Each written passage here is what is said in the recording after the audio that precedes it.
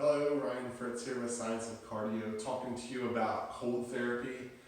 Cold therapy is a new technique or challenge on the body that's being studied a lot throughout the world. What it does is, some benefits is there's this huge mitochondrial improvement or benefit. So this is called mitochondrial biogenesis. So it's the repairing of the mitochondria, which is kind of the energy source that uses metabolism in your cells. So what they found out is that this kind of challenge or stress with cold therapies, showers, water, the cryo chamber with nitrogen, this increases brown fat cells over time. Brown fat is something that adults don't typically have. Usually babies have it, and then you have animals that hibernate like bears. The brown fat actually metabolizes or uses white fat cells for fuel. So this is pretty powerful. The average adult human doesn't have much brown fat because they're not challenged, and they don't need these kind of adaptations because we're in a controlled environment. So when you are really, really cold, your body is doing a ton of things to keep itself warm. So if you've ever shivered, that's your body subconsciously trying to warm up muscle tissue. Okay, this is a huge calorie demand. So if you've ever gone skiing or sledding out in the snow, or just shoveling, or you're out in the cold, maybe watching a sports game, your body is doing a ton of work to try to keep itself warm, and you go through a lot of energy or calories. Okay, so that's why we get tired if you come in, and kind of sit down. You get real sleepy after being outside in the cold. So a lot of kind of energy expenditure with cold challenges to your body. Okay, and then we have this increase in endurance in the mitochondria. So there was a cool study that they found out that endurance runners started doing cold therapy as part of their workout routines, and they had, I think it was like a 30% increase in their endurance just by adding this technique to their workout routines.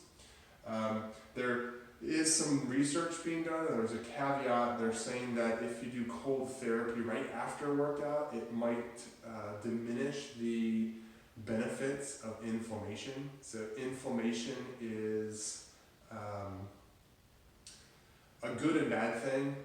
When you exercise, your body creates less inflammation that stimulates repair and fixing of cells or damaged cells or tissues. When you get into a cold environment right after exercise, we kind of kill that repair factor, if you will. So the research that I have seen recently is saying you want to wait an hour after exercise before you start doing cold therapy, so that you can get the full inflammation benefits and the repairing process that happens in the cells and the cellular level. Okay, again, when you're cold, you have vasoconstriction. Okay, so your arteries and your veins, they close up.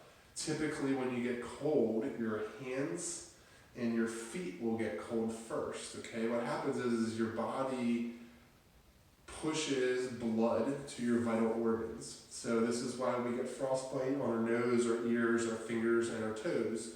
If we lose sensation, or we need to amputate a toe or a finger, it doesn't, destroy or kill us.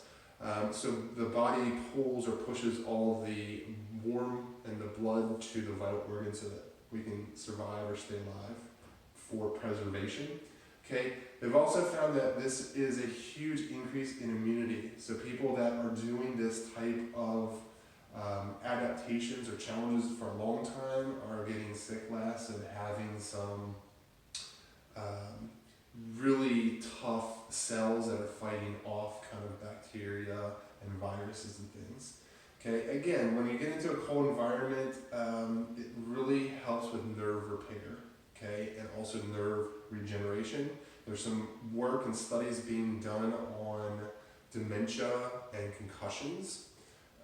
Currently, right now, they're saying that middle-aged people aren't having a huge influence with cold therapy on concussions or Alzheimer's or dementia.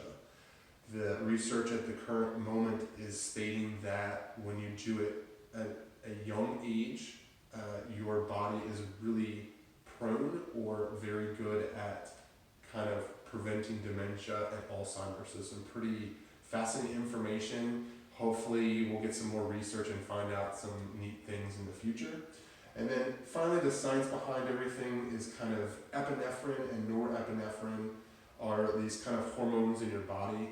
They are the adrenaline hormones. When you get cold, your adrenaline kicks in and it stimulates kind of this thyroid and hormonal release. So some other good benefits. This might be a good technique, if you don't have time to get to the gym, you can have some influence on your thyroid and hormones in a positive way without putting a bunch of physical stress on your joints.